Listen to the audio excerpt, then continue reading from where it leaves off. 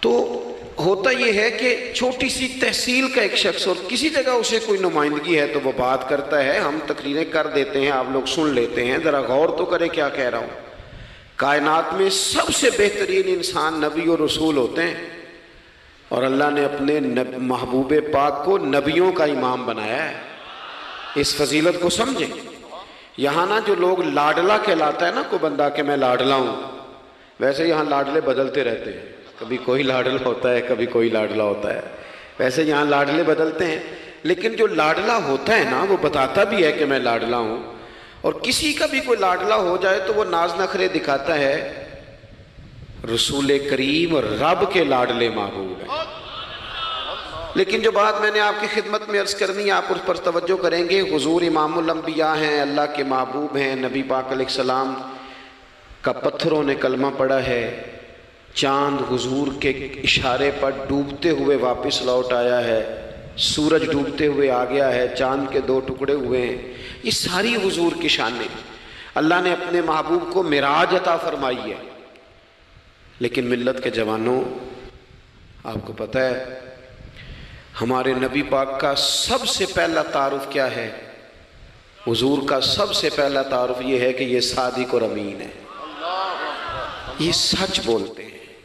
حضور کے اسوہ نور کی پہلی بات جو لوگوں کے سامنے آئی تھی وہ یہ تھی کہ یہ صادق ہیں، یہ سچے ہیں، یہ جھوٹ نہیں کہتے۔ آپ کو پتہ ہے رسول پاک صلی اللہ علیہ وسلم سے پوچھا گیا تھا، حضور مومن کنجوس ہوتا ہے؟ فرمایا کبھی ہو جاتا ہے۔ یا رسول اللہ مومن بزدل بھی ہوتا ہے؟ فرمایا کبھی ہو جاتا ہے۔ یا رسول اللہ مومن جھوٹ بولتا ہے؟ تو میرے کریم نے فرمایا نہیں، میرا مومن جھوٹ نہیں بولا کرتا۔ حضور کا جو پہلا تعارف ہے نا، یہ جو حضور کی 40 سالہ زندگی ہے نا، اسے نبی پاک علیہ السلام نے اپنی نبوت کی دلیل کے طور پر بیان فرمایا ہے۔ فرمایا فَقَدْ لَبِثْتُ فِيكُمْ عُمَرًا مِّن قَبْلِهِ أَفَلَا تَعْقِلُونَ۔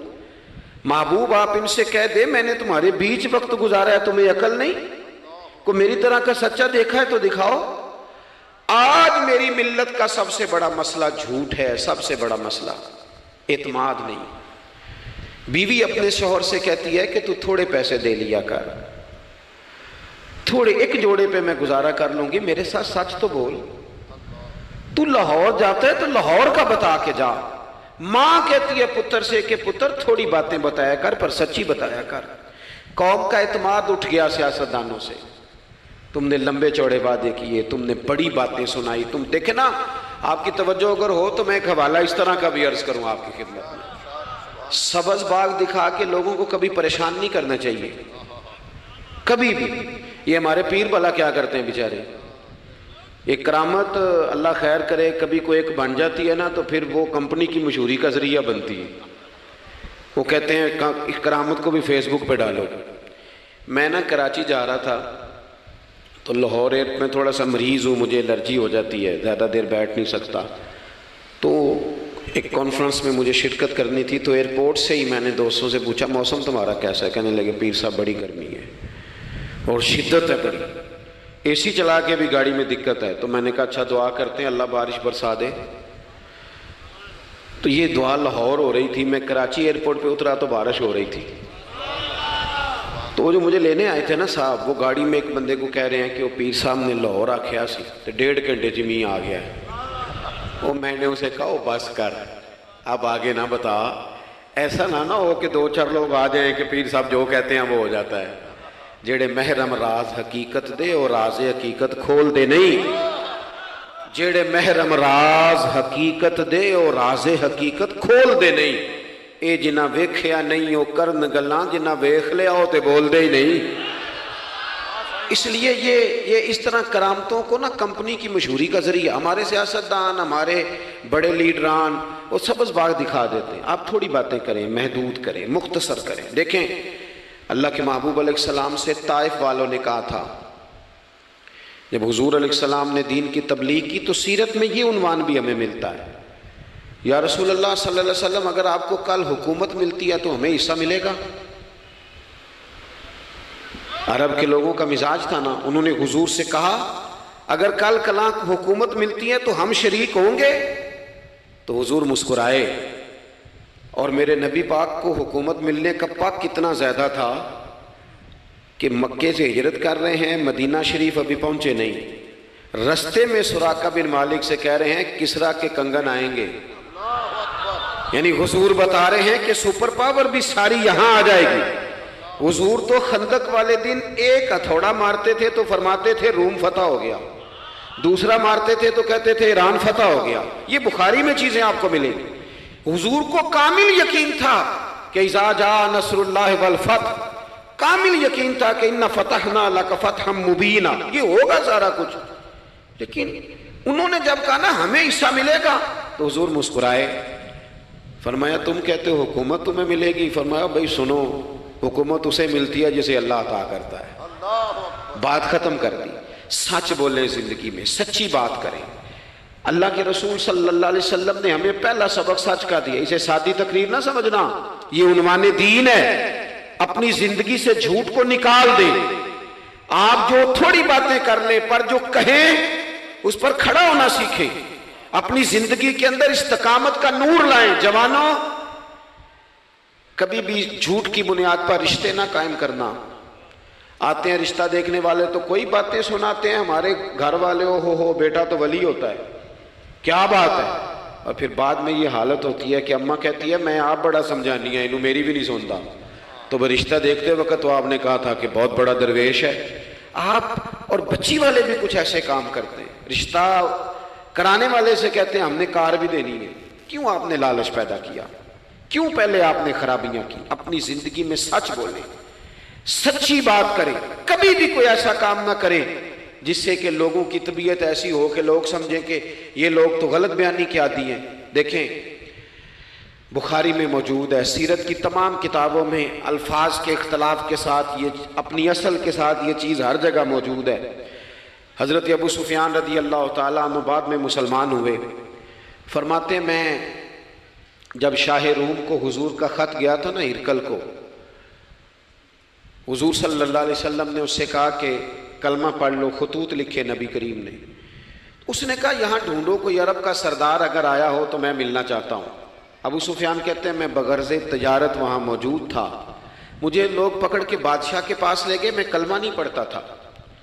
جب کوئی کسی کا مخالف ہوتا ہے تو اس نے کوئی کہانی بھی یاد کی ہوئی ہوتی ہے، ان لوگوں نے کہانی بھی یاد کی ہوئی تھی، معاذ اللہ جادوگر ہیں، شاعر ہیں، یہ کہانیاں بھی سناتے ہیں۔ کہتے ہیں کہ مجھے وہ لے گئے، بادشاہ کے سامنے کھڑا کر دیا۔ اب بادشاہ نے سوالات پوچھے، میں کوئی حق میں نہیں تھا کہ میں حق میں باتیں کرتا، میں تو اس وقت تک کلمہ نہیں پڑھتا تھا، اور جو کفار کہتے تھے وہ ساری باتیں میں نے کرنی تھی۔ کہتے ہیں بادشاہ نے اپنے دربار میں کھڑا کر کے سوال کیے، بڑے سوال پوچھے، بڑے میں نے جواب دیے، بڑے سوال پوچھے۔ یہ بھی پوچھا کہ ماننے والے ان کے غریب ہیں کہ امیر ہیں؟ میں نے کہا نہیں، ماڑے ماڑے بندے ہیں۔ میلاد کے جلوسوں میں بھی ماڑے ماڑے بندے ہی جاتے ہیں، ماڑے ماڑے ہیں، غریب لوگ ہیں۔ اس نے یہ بھی پوچھا کہ ماننے والے بڑھ رہے ہیں یا گھٹ رہے ہیں؟ میں نے سارے جواب دیے۔ او ملت کے جوانوں، خدا را میری بات سننا۔ ابو سفیان کہتے ہیں غیروں کا دربار، سوال کرنے والا بھی کلمہ نہیں پڑھتا، ابھی جواب دینے والا بھی کلمہ نہیں پڑھتا۔ اس نے مجھ سے کہا کہ آپ نے بتایا کہ آپ رشتے میں چچا ہوتے ہیں، یہ بتاؤ وہ جنہوں نے اعلان نبوت کیا ہے کیا کبھی انہوں نے جھوٹ بھی بولا ہے؟ آج لوگوں نے نام نہیں بدل دیا جھوٹ کا، کچھ نے بہانہ نام رکھ دیا جھوٹ کا، جی میں نے بہانہ کر دیا تھا۔ کچھ کہتے ہیں جی وہ تو میں نے تو بس ایسے ہی بات، وہ تو میں نے مذاق کیا تھا۔ جھوٹ کے نام نہیں بدل دیے لوگوں نے۔ ابو سفیان کہتے ہیں مجھ سے بادشاہ کھڑا کر کے پوچھنے لگا کیا کبھی انہوں نے جھوٹ بھی بولا ہے؟ ابو سفیان کہتے ہیں کہ لمحے کے لیے میرے دل میں آیا کہہ دوں کہ بولا ہے۔ پھر میں نے کہا ایک تو یہ عرب کی وفاداری کے خلاف ہے، اور دوسرا میں کہوں گا وہ جادوگر ہیں تو شاید کو ایک سیکنڈ کے لیے توجہ کرے، میں کہوں گا وہ شاعر ہیں شاید کو توجہ کرے، اور مدینے والے نے جھوٹ بولا یہ تو مانے گا ہی کوئی نہیں۔ سنو سنو، جن چیزوں کو معمولی سمجھ کے ہم نے رائج کیا وہ ہمارا وقار لے گئی۔ دنیا ہم پر اعتماد نہیں کرتی۔ ہم اس ملک میں بستے ہیں جہاں زلزلہ بھی آئے تو غیر ملکی امداد کرنا چاہیں تو وہ کہتے ہیں حکومتوں کے ہاتھ میں نہیں دیں گے، خود جائیں گے۔ ہمارا یہ حال ہو گیا ہے کہ قوم پر اعتماد اٹھ گیا دنیا کا. ہمیں پلٹنا ہے, ہم نے دیکھنا ہے ہمارا رویہ کیا ہے, ہمارا انداز کیا. تھوڑی کر لیں باتیں, کو ضروری ہے صبح شام بولنا؟ تھوڑے کر لیں باتیں, تھوڑے دعوے کر لیں, کو ضروری ہے؟ سنو میرے عزیز, ابو سفیان کہتے ہیں کہ اس نے کہا کبھی جھوٹ بھی بولا ہے؟ میں سوچ میں پڑ گیا. بادشاہ نے پھر دہرا کے کہا سردار چپ کر گئے ہو, میرے آخری سوال کا جواب دو, کیا کبھی اس کریم نے جھوٹ بولا ہے؟ ابو سفیان کہتے ہیں میرے ہاتھ میں چھڑی تھی, میں نے وہ زمین پر رکھی اور میں کھڑا ہو گیا. میں نے کہا سردار سن, وہ میرے رشتے میں بھتیجے ہیں, میری بڑی مخالفت ہے, میں نے ان کے خلاف جنگیں لڑی ہیں, کبھی وہ غالب آئے کبھی میں غالب آیا, آج تک میں لڑ رہا ہوں. لیکن میں ایک بات تمہیں ذمہ داری سے کہتا ہوں, میں غیر نہیں ہوں, وہ میرے بھتیجے ہیں. میں نے ان کو ماں کی گود میں بھی دیکھا ہے, دادا کے کندھوں پہ بھی دیکھا ہے, چچا کے گھر میں بھی دیکھا ہے, ختیجہ کا دولہا بنے بھی دیکھا ہے, زینب سے لے کر فاطمہ تک بیٹیوں کو گود میں کھیلتے بھی دیکھا ہے, میں نے انہیں بدر اور احد میں آتے بھی دیکھا ہے. میرے سامنے پیدا ہوئے اور میرے سامنے ان کے بالوں میں سفیدی آئی. مخالفت اپنی جگہ پر میں تمہیں یہ بات ذمہ داری سے بتاتا ہوں, اس محبوب کی زبان سے جو بھی نکلتا ہے حق اور سچ ہی نکلا کرتا ہے. وہ اسیر دشمن کی چاہ میں بھی, مخالفوں کی نگاہ میں بھی وہ امی ہے, صادق ہے, معتبر ہے. میرا پیغمبر عظیم تر ہے, میرا پیغمبر عظیم تر ہے, میرا پیغمبر عظیم تر ہے. ابو سفیان کہتے ہیں میں یہ لفظ کہے تو کتنے ہی لوگ دربار میں رو پڑے, ایک سناٹا چھا گیا, کوئی صحابی نہیں وہاں, کوئی نعرہ لگانے والا نہیں, کوئی اپنا نہیں, لوگ رو پڑے. کہتے ہیں بادشاہ نے چادر اٹھائی کندھے پہ رکھی, کچھ دیر سوچتا رہا, پھر وہ چل دیا. میں نے پیچھے سے آواز دی, میں نے کہا تو نے اتنے سوال پوچھے, میں نے اتنے جواب دیے, کوئی رزلٹ بھی تو بتانا کیا نکلا, نتیجہ کیا ہے؟ تو بادشاہ نے پلٹ کے میری طرف دیکھا, کہنے لگا سردار نتیجہ تو نکل آیا نا یار, جس بندے نے بندوں سے جھوٹ نہیں بولا وہ یہ جھوٹ کیوں بولے گا کہ میں اللہ کا رسول بن کے آیا. اس نے او میرے بھائی اپنی زندگی میں سچ لاؤ, خدا را ہمارے گھروں سے لے کر حکومت کے ایوانوں تک ضرورت سچ کی ہے, ضرورت سچ کی ہے. دوسری بات, اپنی زندگی میں دیانتدار ہو جائیں, چھوڑ دے سامنے والا کیا کر رہا ہے. میں اپنے اس ممبر سے دیانتدار ہوں کہ نہیں, یہ میں نے اللہ کو جواب دینا ہے. میں نے اتنی عزت سمیٹی ہے, دین کے نام پہ سمیٹی ہے, میں نے اللہ کو جواب دینا ہے. ہم سارا دھیان دوسروں کا رکھنے لگ گئے. حضرت خواجہ نصیر الدین چراغ دہلوی رحمۃ اللہ علیہ سے بادشاہ نے آ کے وظیفہ پوچھا تھا, حضرت کو وظیفہ بتائے, تو خواجہ صاحب فرمانے لگے اپنا کام دیانتداری سے کر, یہی سب سے بڑا وظیفہ ہے. اپنی زندگی میں دیانتداری, امانت داری, آپ اس طرح کے ہو جائیں کہ آپ جس طرح آپ سمجھے نا کہ یہ حرام جانور ہے تو میرے منہ میں جائے گا تو مجھے الٹی آئے گی. آپ کبھی دیکھیں نا کہ حرام گوشت کوئی آپ کو بتا دے, آپ 2 لقمے آپ نے کھا بھی لیے, لطف آیا, تو کسی نے کان میں کہا یہ تو ذبح ہی نہیں ہوا تھا, بیمار تھا, تو الٹی آ جاتی ہے کہ نہیں؟ بولو, کیا آ جاتی ہے؟ انسان کا ذہن قبول کرتا ہے حرام کھانے کو. 2 کلو گوشت پہ الٹی آتی ہے تو 2 کروڑ روپے پہ کیوں نہیں آتی؟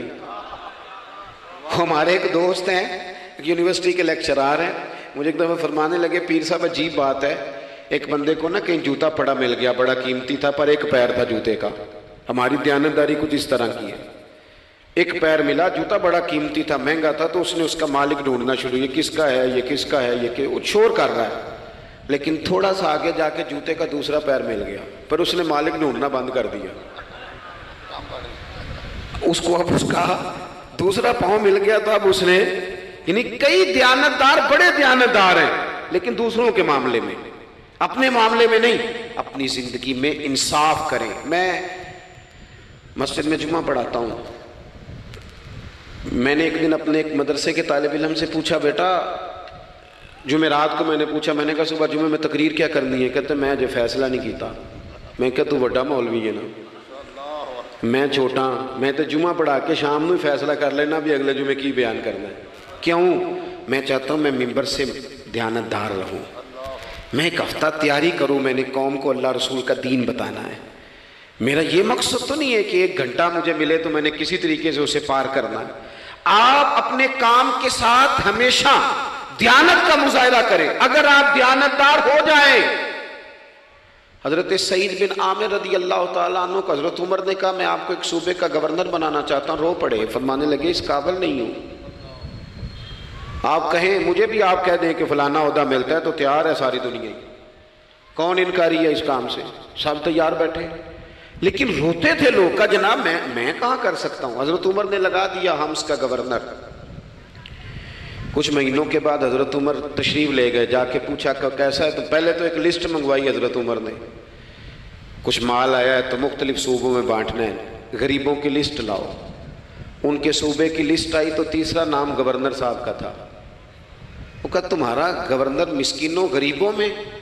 کہنے لگے حضرت صاحب جو لسٹ بنانے والے تھے وہ کہنے لگے اب ان کے وجود پر جو کپڑے ہیں جگہ کوئی نہیں بچی، پیوند کہاں لگانے ہیں. دامان توکل کی یہ خوبی ہے کہ اس پر پیوند لگے ہوتے ہیں پر دھبے نہیں ہوتے.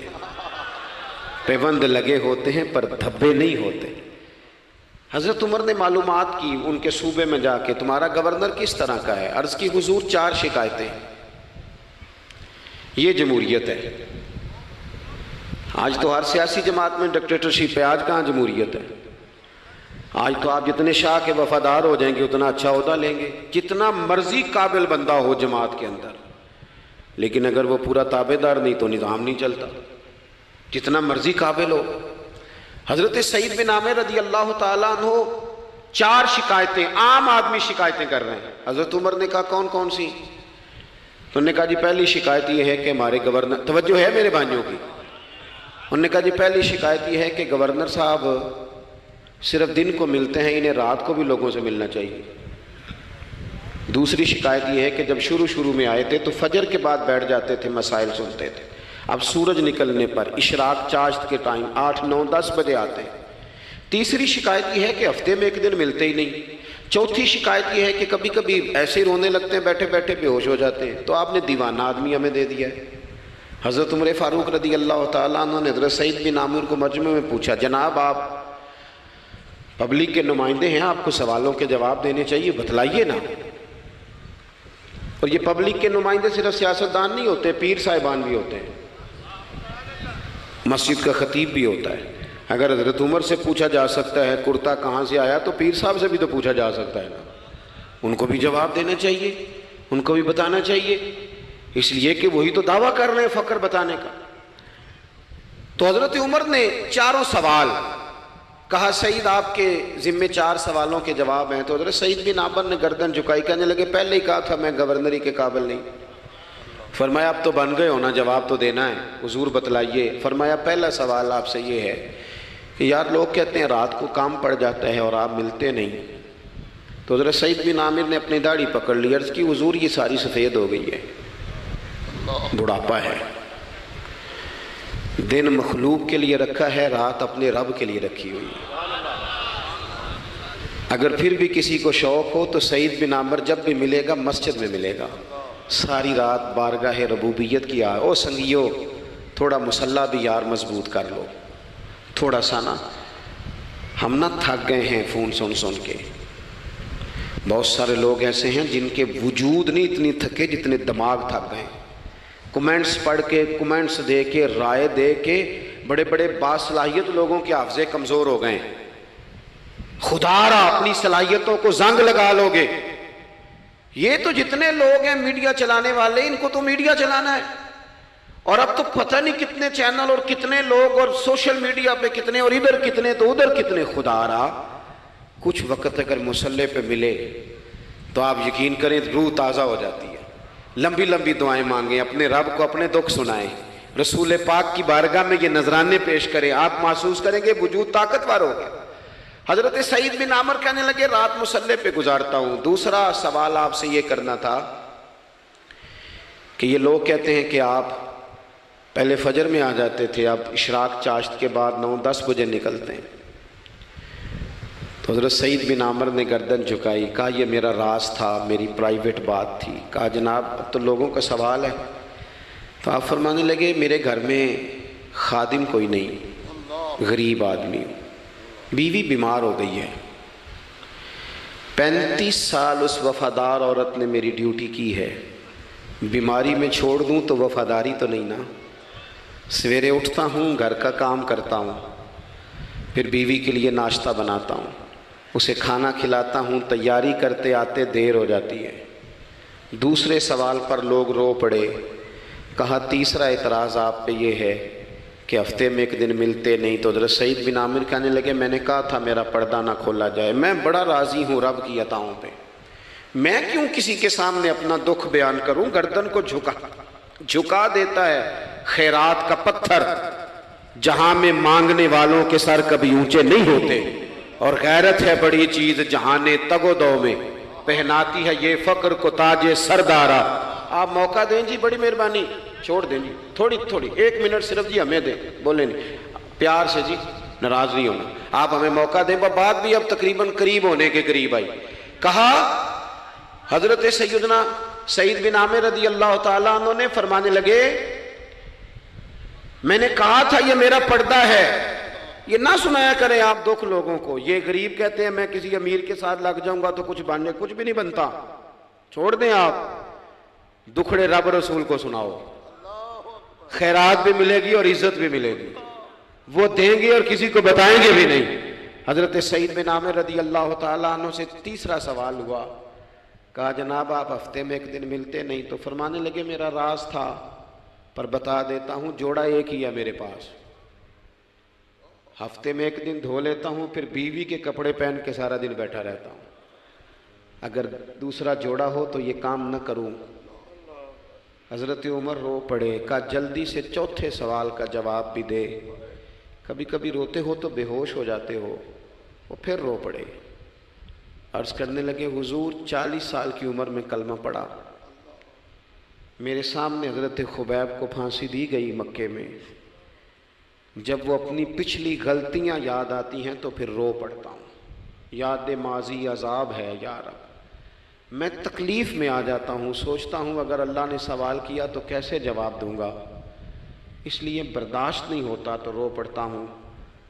چاروں سوالوں کے جواب دیے تو حضرت سعید بن عامر کہنے لگے اب آپ نے مجھ سے سوالوں کے جواب تو لے لیے، اب میری سزا کا بھی تو اعلان کرے نا، بتائیں نا۔ تو حضرت عمر نے ہاتھ اٹھائے اور کیا لفظ کہے، کہے اللہ میرے نبی کی امت کو اس طرح کے کچھ اور لوگ بھی عطا فرما، کچھ اپنی زندگی میں دیانتدار ہو جائیں۔ تیسری بات آپ کی خدمت میں عرض کرنی ہے، رسول پاک صلی اللہ تعالیٰ علیہ وسلم نے نا ہمیں خالص کیا ہے، حضور کا سارا دین اخلاص کا درس دیتا ہے۔ یہ جو ریاکاری ہوتی ہے نا، نوجوانوں میری بات پہ غور کرنا، یہ جو ریاکاری ہوتی ہے نا یہ بنیادی طور پر اداکاری ہوتی ہے۔ اداکاری بندہ زیادہ کر نہیں سکتا، تھک جاتا ہے۔ مخلص زندگی وہ ہوتی ہے جو آپ نارمل جیتے ہیں۔ مخلص آپ ہوتے ہیں جب آپ اپنی والدہ کے پاس نہیں بیٹھے ہوتے، آپ نے جب 5 اسٹار ہوٹل میں روٹی کھانی ہے نا تو پھر آپ کو پلیٹ کے ساتھ ٹیشو پیپر بھی ساتھ رکھنا پڑتا ہے، پھر رج کے روٹی کھائی بھی نہیں جاتی۔ رج کے کب کھائی جاتی تھی؟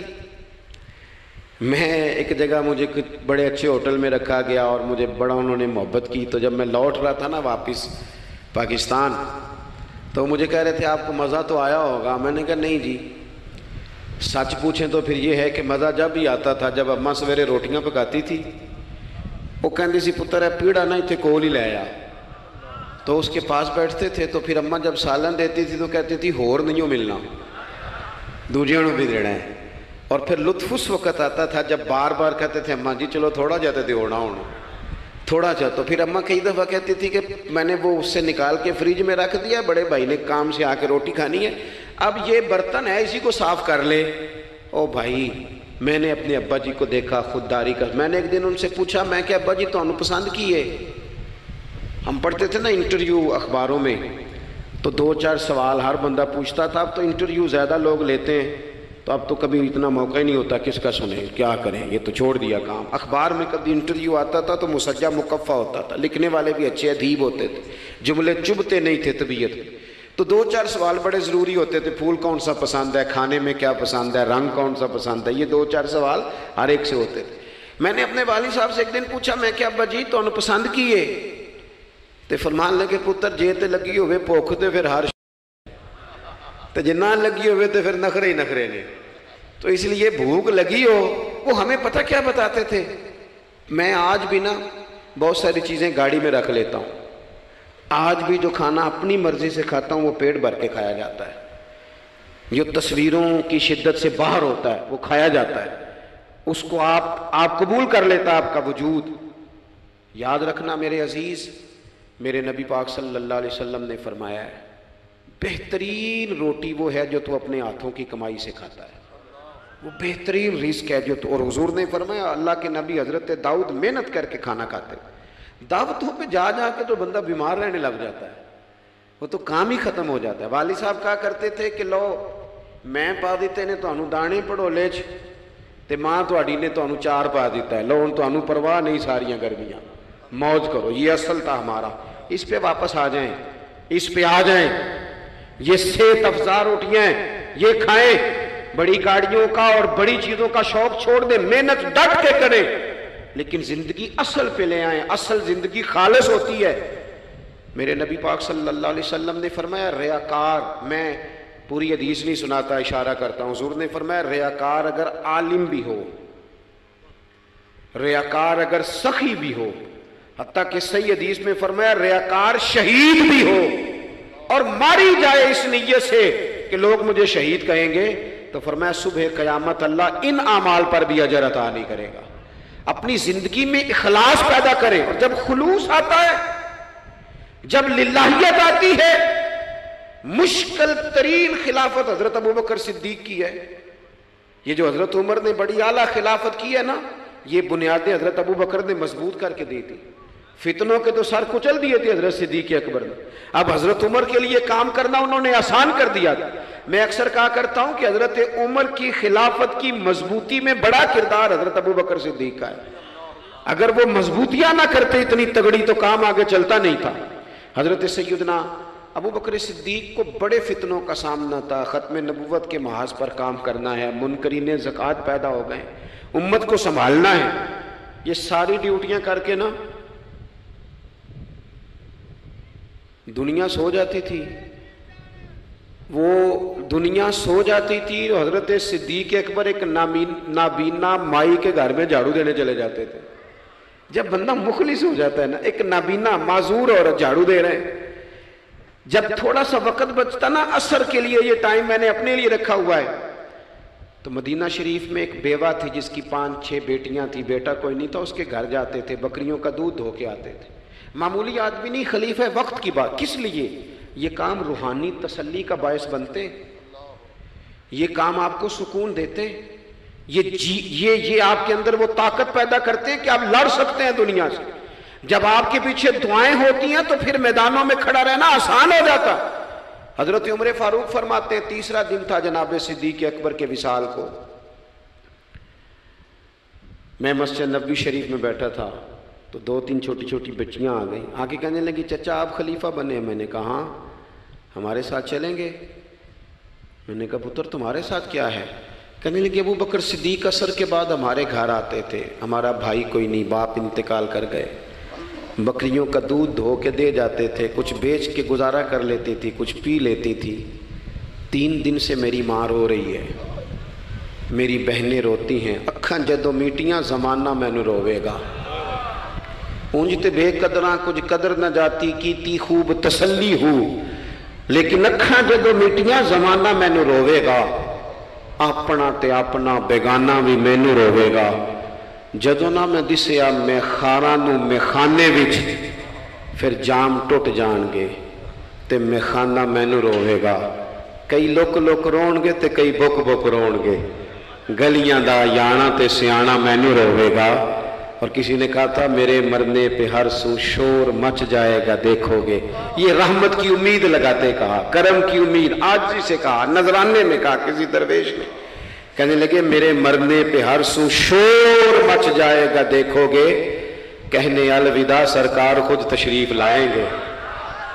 اور کسی نے کہا تھا کہ بعد مرن دے مکھڑا میرا ہو جاوے جے تازہ، پھر سمجھ لینا محبوب میرے نے آن پڑیا جنازہ۔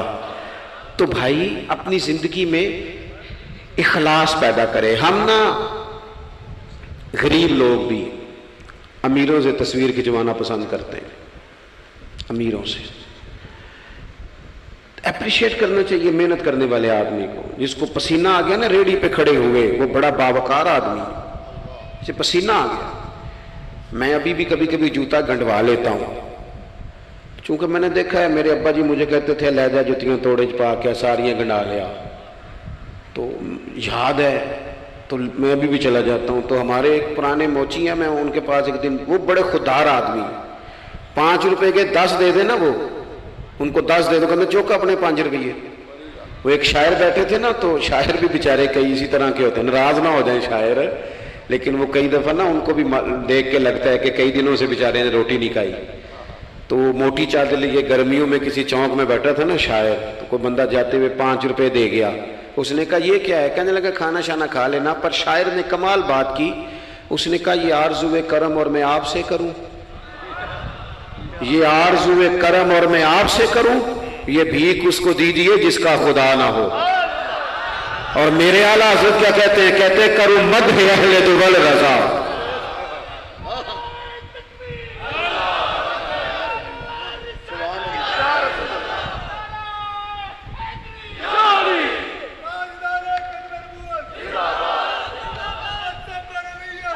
ماشاءاللہ۔ تو آپ حضرات میری بات سنیں گے، اپنی زندگی میں اخلاص لائیں، للہیت لائیں۔ چوتھی بات سنیں، اور میں اسی پر بات سمیٹنے کی کوشش کروں گا۔ اللہ کے رسول صلی اللہ علیہ وسلم کی سیرت مبارکہ میں جو چیز آپ کو بڑی نظر آئے گی نا، وہ احساس ہے۔ جب سینے آہستہ آہستہ سخت ہونے لگ جاتے ہیں نا، ہم نا کچھ باتیں سوچ کے اپنے آپ کو سخت کر لیتے ہیں۔ ہمارا جب ایسا جو نیا بھرتی ہوتا ہے، وہ خدمت کے جذبے سے آتا ہے، وہ کہتے ہیں میں نے سارے کام صحیح کرنے ہیں۔ پھر اس کو نا آہستہ آہستہ پتہ لگنے لگ جاتا ہے کہ کچھ لوگ جھوٹا پرچہ بھی درج کراتے ہیں، اسے پھر آہستہ آہستہ پتہ لگنے لگ جاتا ہے کہ یہ سامان ان کا تو گیا تھا 1.5 لاکھ کا، تو انہوں نے 6 کیوں لکھوایا ہے؟ پھر وہ پھر سخت ہونے لگ جاتا ہے۔ لوگوں کو دیکھ کے سخت نہ ہو، سخت نہ ہو۔ پھر آپ کے پاس بڑی باتیں، مجھے ایک دفعہ ایک صاحب نے کہا آپ کو تقریر پہ بلانا ہے، پیسے کتنے لیتے ہیں؟ میں نے کہا دے دو کو 1.5-2 کروڑ روپیہ۔ کہ لگے تو بہت زیادہ نہیں، تو میں کہ وکنا ہے تو پھر بندہ چاج نہ وکے۔ اب تیرا خیال ہے 25-30 ہزار اپنا ریٹ لگوا لیں، اتنے لو ہو جائیں، سانو تخت ہزارے دی لوڑ کیے نالے کی لگے شہر بمول دے نال اسی اپنی بال کے سیکنے ہاں۔ میں نے بہت بڑا مدرسہ شروع کیا، باہر گلہ نہیں لگایا۔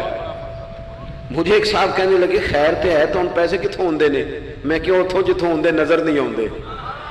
فاضل بریلوی کہتے کروں مدح اہل دول رضا، اور پڑے اس بلا میں میری بلا، میں گدا ہوں اپنے کریم کا، میرا دین پا رہا ہے نہ نہیں، اور کون دیتا ہے دینے کو منہ چاہیے، دینے والا ہے سچا ہمارا۔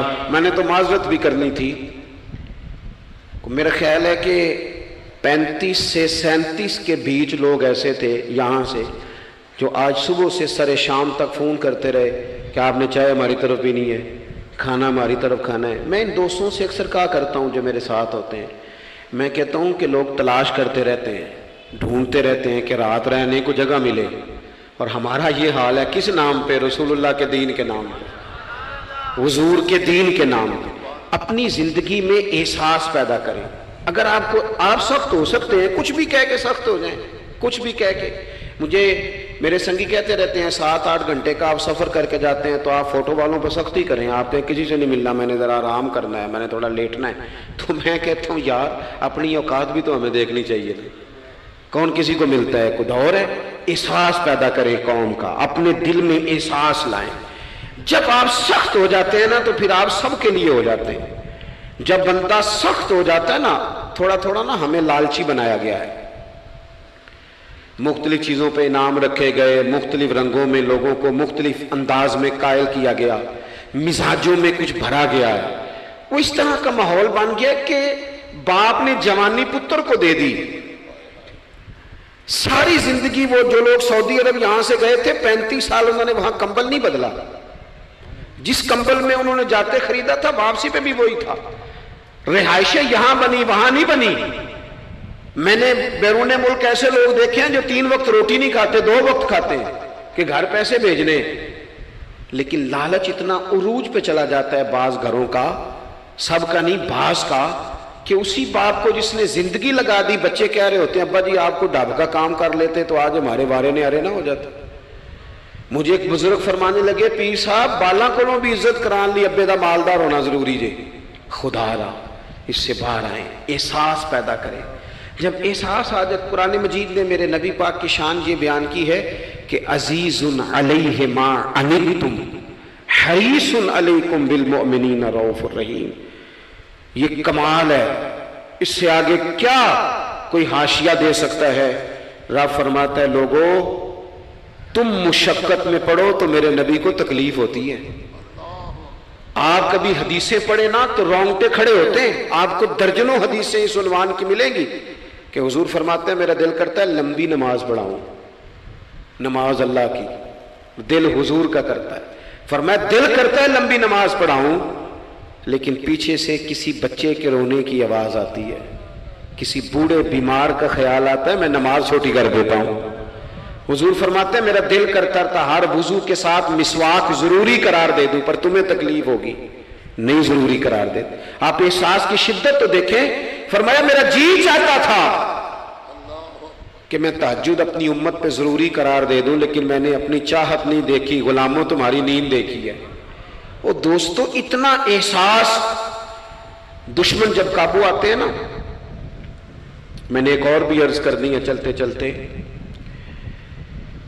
جو سیاسی فرقہ واریت ہے نا آج ملک کے اندر، آپ جس جماعت کو ٹھیک سمجھا آپ نے، آپ وہاں چلے گئے، جس نے جس کو ٹھیک سمجھا.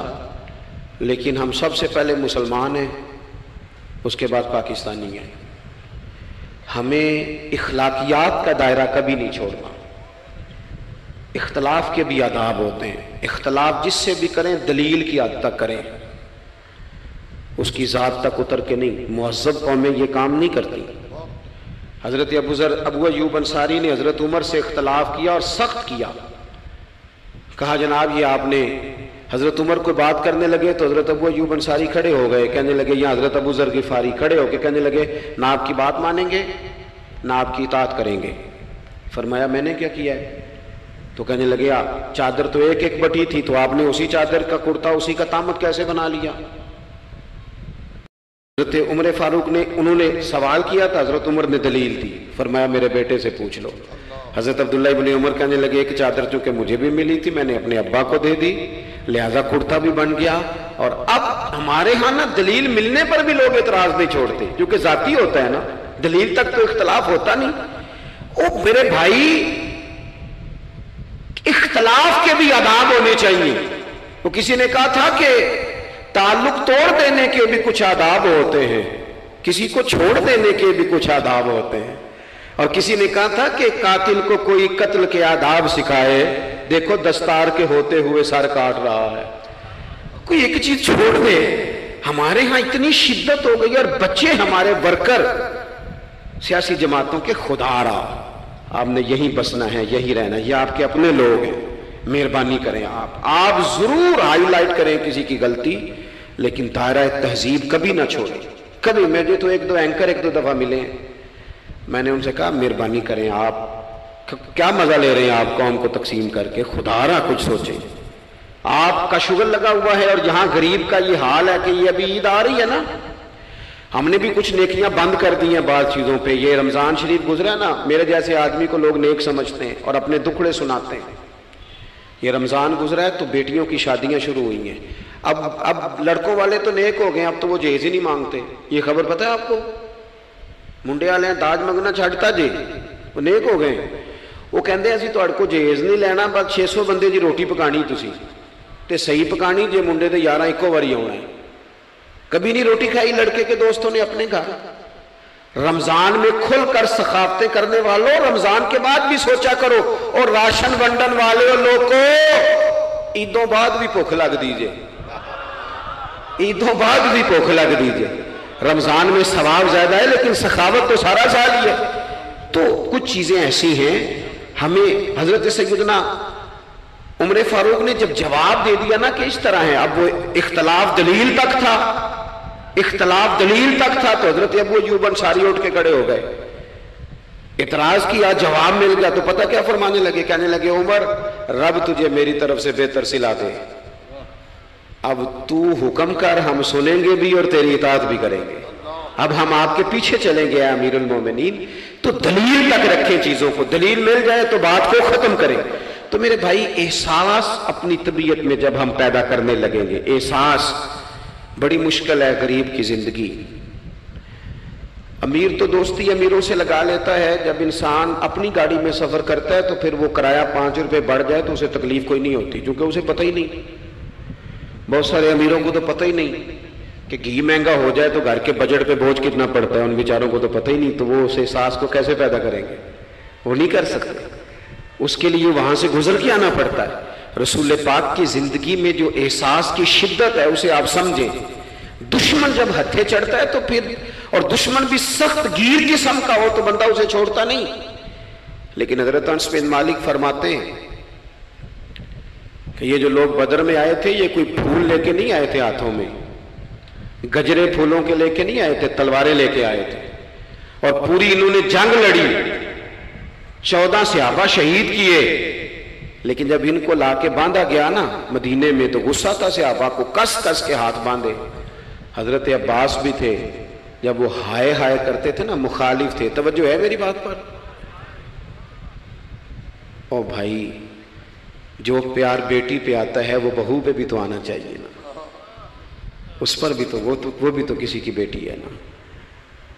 اگر تجھے اپنے بیٹے کی دھوپ تنگ کرتی ہے تو ملازم کے پتر اگر دھوپ میں کھڑے ہیں تو وہ بھی تو تجھے احساس ہونا چاہیے، ورنہ خود غرض ہو جائیں گے ہم۔ بات ختم کر رہا ہوں، غور کرنا۔ حضرت انس بن مالک کہتے ہیں میں مسجد نبوی شریف میں حاضر ہوا تو بے چینی کے عالم میں کبھی حضور ادھر جاتے تھے، کبھی ادھر آتے تھے، کبھی ادھر جائے، یا رسول اللہ کیا ہوا؟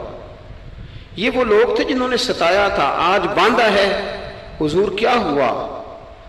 تو نبی کریم فرمانے لگے تم نے رسیاں زور سے باندھ دی ہیں، یہ ہائے ہائے کرتے ہیں، مجھے نیند نہیں آتی، ان کی رسیاں ڈھیلی کر دو۔ عزیز علیہ ما عنتم، حضور کے سینے میں درد رہا، وہ درد کبھی حضور کو طائف لے جاتا، کبھی کہیں، اور وہ درد کی وہ پیار کی شدت اتنی تھی کہ جب بڑی تکلیف دی نا میدان احد میں اور دانت مبارک شہید کر دیے تو حضرت صدیق اکبر نے کہا یا رسول اللہ دعا کریں یہ تباہ ہو جائیں، تو ہاتھ اٹھائے نبی پاک نے، دعا کیا کی؟